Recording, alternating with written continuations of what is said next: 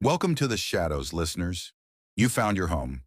Here we dive deep into story, creepy fiction, and reality, bringing you a fresh wave of fear every week.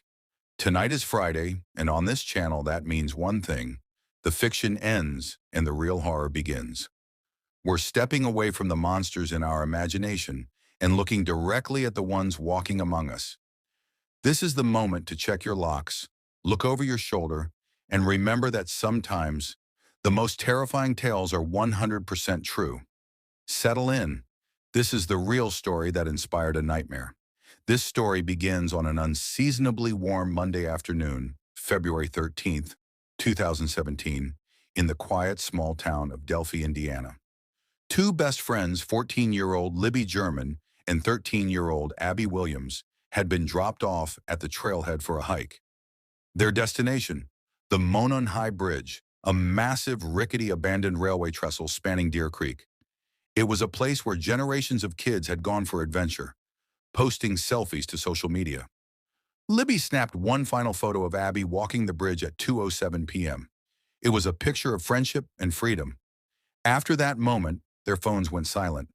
When Libby's father showed up at the pickup spot and found no sign of the girls, the search began.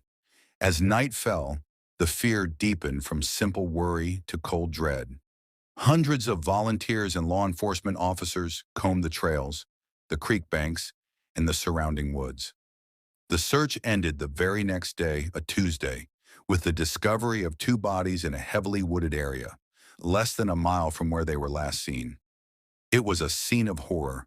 The girls were dead, victims of a vicious homicide. The only thing more terrifying than the crime itself was the fact that one of the girls, Libby German, was a hero.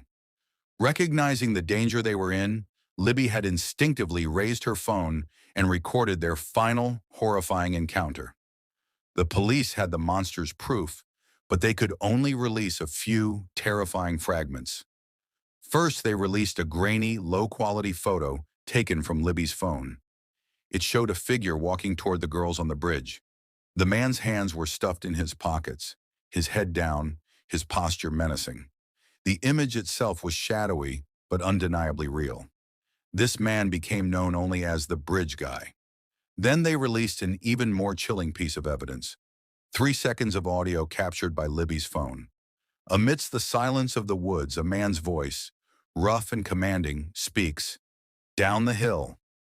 That short three-word command became the soundtrack of an entire town's nightmare. The last thing those two friends heard. For more than 5 years, the Bridge Guy remained a phantom. The photo and the voice were scrutinized by millions. Yet the killer lived freely, perhaps in the very town he terrorized. The community was gripped by a suffocating fear, wondering if the man they saw every day at the grocery store or the pharmacy was the one who had walked those girls to their deaths.